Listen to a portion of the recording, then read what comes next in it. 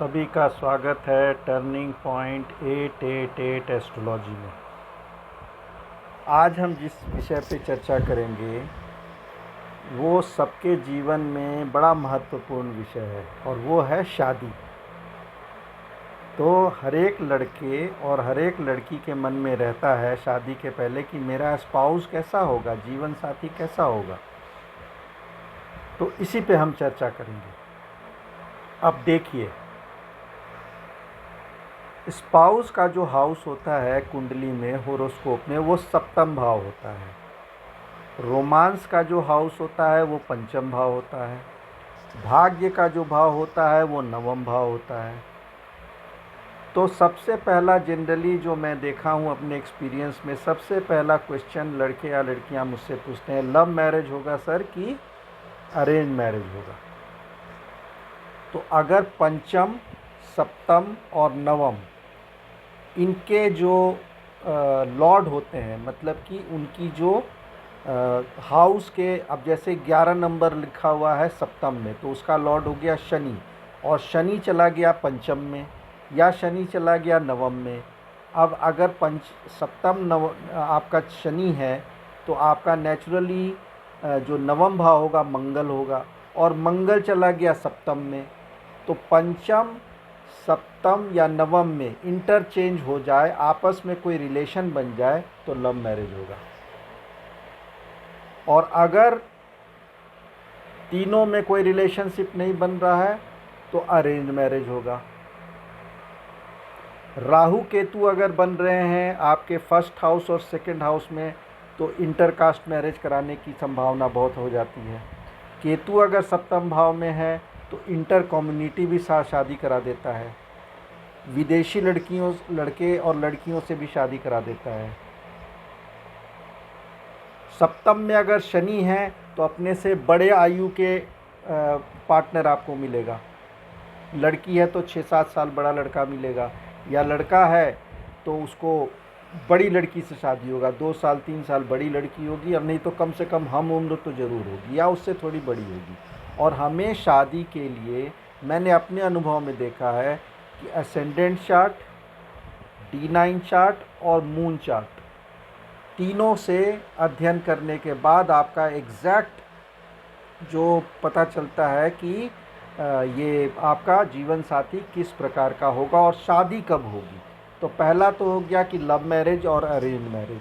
तो अगर पंचम, नवम और सप्तम इसका संबंध किसी तरह से एक बन जाए, 2 बन जाए, तीनों बन जाए, तब तो प्योर आपका लव मैरिज है। अगर नहीं बन रहा है तो अरेंज मैरिज होगा। एक तो ये क्लैरिटी आ गया। अब इंटर कास्ट होगा कि सेम कास्ट होगा। तो सेम कास्ट में अगर है तो राहु केतु का एक्सिस नहीं बनना चाहिए, तो ज़्यादा उम्मीद है कि आपकी सेम कास्ट में होगी। अगर राहु केतु का एक्सिस बन गया फर्स्ट हाउस और 7th हाउस में, तो राहु अगर सप्तम में है तो इंटर कास्ट, और अगर केतु है तो इंटर कम्युनिटी भी शादी करा देगा। तो इसका ध्यान रखना हमें, जब हम कुंडली देखते हैं तो इसको ध्यान रखना हमें बहुत ज़रूरी है। अब आइए कि जो अक्सर दूसरा क्वेश्चन ये पूछा जाता है कि शादी कब होगी। तो शादी को कब होने के लिए मून चार्ट देखिए, गोचर का वहीं से पता चलता है। तो अगर जुपिटर आपके सप्तम भाव को देख रहा है नवम दृष्टि से, या पंचम दृष्टि से, या सप्तम दृष्टि से, तब आपका शादी होने का पूरा चांस बनता है। या सप्तम भाव का महादशा या अंतरदशा, 2-3 साल वाला अंतरदशा लंबा वाला मिल रहा है, छोटे छोटे भी चलते हैं तो विंडोज़ मिल जाते हैं। तो उसके लिए तैयारी करके रखना पड़ेगा कि इतने कम से 6 महीने का टाइम मिल रहा है, शादी उसमें हो जाती है। तो गोचर से हम पता करेंगे। तो सप्तम भाव का अगर महादशा चल रहा है, अंतरदशा चल रहा है, तो शादी का चांस बनता है। या सप्तम भाव में आपका गोचर में वहाँ पर जुपिटर आए हुए हैं, तो भी चांस बनता है कि आपकी शादी हो सकती है, लेकिन उसकी प्रोबेबिलिटी थोड़ी कम होती है। दृष्टि पे ज़्यादा होती है, दृष्टि पे ज़्यादा होती है, लेकिन अगर वहाँ स्वयं बैठे हुए हो बृहस्पति देव तो चांसेस कम होते हैं, लेकिन होते हैं शादी के फिर भी। शनि भी शादी कराता है, अगर सप्तम भाव में शनि आ जाए तो अपना स्थान का कभी हानि नहीं करता, तो वहाँ बैठ करके वो भी शादी करा देते हैं।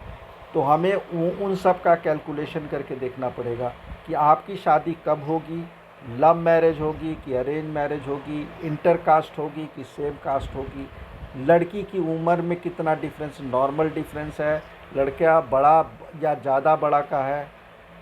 और मैंने ये भी देखा है कि अगर मून जो है, चंद्रमा छठे भाव में बैठा हुआ हो तो उस व्यक्ति को या लड़की या लड़का को अपने से बड़े आयु के पार्टनर में ज़्यादा इंटरेस्ट होता है। मतलब लड़की होगी तो उसको एल्डर लोग ज़्यादा पसंद आएंगे, अपने से 10 साल बड़ा वाला बड़े लोग उनको ज़्यादा पसंद आएंगे। और लड़का होगा तो आपने कई बार देखा है, मैंने कुंडली में देखा है कि लड़का है कम उम्र का, 2000, 2002 और 1995 का बॉर्न है, और लड़की है 1985 की बॉर्न, तो उसका इंटरेस्ट वहाँ बन जाता है, बड़ी लड़कियों में बन जाता है। तो ये भी देखना बहुत ज़रूरी है कि आपका मून का प्लेसमेंट भी देखना बहुत ज़रूरी है। अगर सप्तम भाव में आपके उससे दिशा भी पता चलती है, उससे दिशा भी पता चल जाती है। अगर वहाँ पे शनि बैठे हुए हैं और आपके जैसे कुंभ राशि और मकर राशि है तो आपका साउथ में होगा या वेस्ट डायरेक्शन से लड़की आएगी बर्थ प्लेस से, तो वहाँ पर जो नंबर बनता है उससे पता लग जाता है कि आपके किस डायरेक्शन से लड़की आएगी, ये भी पता लग जाता है। फिर किस अक्षर की लड़की होगी। देखिए, अक्षर रखने के लिए भी दो तरीका है। लोग आजकल होरोस्कोप का भी नाम रखते हैं और रियल नेम जो होता है वो होरोस्कोप का नहीं भी होता है। तो हम अगर ये बोल दें, जैसे मेष राशि का है तो वहाँ बोल दें ल अ ये वाले नाम होंगे, लेकिन लड़की के पिताजी माताजी जब बचपन में उसका नाम ट से रख दिए या र से रख दिए तो वो कुंडली का नाम नहीं हुआ, उसका एक्चुअल नाम हो गया र और ट से हो गया। लेकिन कुंडली में अगर उसका दिखाओगे आप तो उसका ज़रूर से अ और ल ये वाला नाम आपको मिल जाएगा। तो लड़की का या लड़के का स्टार्टिंग लेटर क्या होगा वो भी पता लग जाता है। लड़के का कैरेक्टर कैसा है वो भी पता लग जाएगा, लड़की का कैरेक्टर कैसा है वो भी पता लग जाएगा, शादीशुदा ज़िंदगी कैसी रहेगी वो भी पता लग जाएगा। अगर राहु केतु आपका एक्सिस बन रहा है पंचम और 11th में, तो केतु अगर आपके पंचम में बैठा है तो बच्चा होने में भी दिक्कत होती है। राहु केतु का एक्सिस बना हुआ है तो जो मतलब शादी के बाद दोनों के बीच में जो प्यार होना चाहिए, जिसको भकूट बोलते हैं, love between the husband and wife, उसमें कमी आएगी तो राहु केतु का उपाय करना पड़ता है। तो ऐसे करके आपका जीवन साथी कैसा होगा कुंडली देख करके हम काफ़ी कुछ हद तक 70 to 80% तो बता सकते हैं कि आपकी जीवन साथी कैसा होगा। लड़की हो तो उसका पति कैसा होने वाला है, लड़का है तो उसकी पत्नी कैसे होने वाली है। इसमें और भी योग हैं कि अगर सप्तम का मालिक छठे चला जाए तो डिवोर्स बन जाता है, डिवोर्स का चांस बन जाता है, लॉस ऑफ पार्टनर योग बन जाता है। इसमें क्या होता है, शादी के बाद या तो डिवोर्स होगा या पति है, लड़की का कुंडली है तो पति उसके बीमार रहने लगेंगे। मैंने बहुत सारी कुंडली ऐसी देखी हैं जिसमें सप्तम का मालिक छठे चला गया है, तो लड़की की कुंडली अगर ऐसी है तो लड़का जो है उसका पति है जो आईसीयू तक में भर्ती हो गया और कई बार तो मृत्यु भी हो गई है। तो उसके लिए हमें कुंभ विवाह करना बहुत ज़रूरी है। कुंभ विवाह कर लेने से ये दोष समाप्त हो जाता है। और अगर आपको बाई चांस आपने ऑलरेडी शादी कर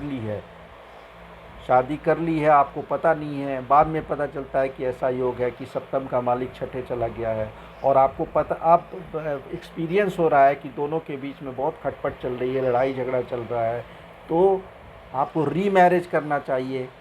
इसको वृक्ष विवाह या मटके का विवाह या विष्णु विवाह ये भी बोला जाता है अलग अलग जगहों में। तो उसमें रीमैरिज किया जाता है, मतलब हस्बैंड वाइफ फिर से शादी करें एक दूसरे से। मटका विवाह और कुंभ विवाह में मटका विवाह और वृक्ष विवाह या विष्णु विवाह कहा जाता है। लेकिन रीमैरिज में क्या है, सेम लड़का सेम लड़की यानी सेम पति सेम पत्नी फिर से शादी कर ले मंदिर में जाके, तो रीमैरिज रेमेडी करने से वो भी दोष समाप्त हो सकता है। तो इस प्रकार की बहुत सारी चीज़ें हमें देखनी पड़ती हैं और हैप्पी मैरिड लाइफ करने के लिए मेड फॉर ईच अदर जो सोल मेट बोला जाता है वो मतलब मैंने अभी तक देखा है कि 100 में से 10% 15% मिल जाते हैं जिसमें सोलमेट्स मिलते हैं। ज़्यादातर कुंडलियों में ऊपर नीचे कुछ ना कुछ प्रॉब्लम तो रहती ही रहती है। तो अगर आपको कैसा जीवन साथी मिलेगा, कब शादी होगी, किस दिशा से लड़का या लड़की आएगी, आपका जीवन साथी आएगा, कैसा रंग होगा, इंटर कास्ट होगा या सेम कास्ट का होगा, या और भी आपको जो इसके मन में प्रश्न आता है कि कितने उम्र का गैप होगा और मेरे से प्रति वफ़ादार होगा कि नहीं होगा या वफ़ादार होगी कि नहीं होगी, उसका कैरेक्टर कैसा होगा शादी के बाद उसका एक्स्ट्रा मैरिटल अफेयर तो नहीं होगा, शादी के बाद वो बच्चे उसके होंगे कि नहीं, प्रोजेनी होगा कि नहीं होगा, आपके जीवन में बच्चे का सुख है कि नहीं शादी के बाद। ये सब की जानकारी प्राप्त करने के लिए कुंडली विश्लेषण कराइए, क्योंकि इसमें इतने सारे परम्यूटेशन और कॉम्बिनेशन हैं कि छोटे से वीडियो में इसको डिस्कस करके बताना बहुत मुश्किल है। तो मैंने अपने एक्सपीरियंस में देखा है, जो जनरली लोग कुछ पूछते हैं, पहला तो पूछते हैं लव मैरिज होगा या अरेंज मैरिज, तो पंचम सप्तम और नवम का अगर बन जाए संबंध तो लव मैरिज। लेकिन लव मैरिज भी होगा, वो चलेगा कि नहीं चलेगा राहु केतु देव पर वो निर्भर है कि वो कितने दिन तक चलने देंगे, और अगर वहाँ से कोई दोष नहीं है तो लव मैरिज चलेगा, और अगर ये नहीं है तब अरेंज मैरिज होगा। दूसरा प्रश्न होता है इंटर कास्ट या तो वो आपको राहु केतु से ही पता चलता है। अगर फर्स्ट और सेवेंथ में आपका ये योग बन रहा है, राहु केतु हैं, तो उससे आपका इंटर कास्ट मैरिज दिखाएगा। तीसरा पता चलता है, लोग पूछते हैं दिशा कौन सी होगी, तो सप्तम का मालिक ले लीजिए और सप्तम में नंबर देख लीजिए, उससे आपको दिशा पता चल जाएगा। नाम का अक्षर क्या होगा, तो सप्तम का आप नंबर ले लीजिए और उसमें जो उस नंबर के अक्षर बनते हैं उससे आपको होरोस्कोप का नाम पता लग जाएगा। होरोस्कोप का नाम पता चलेगा।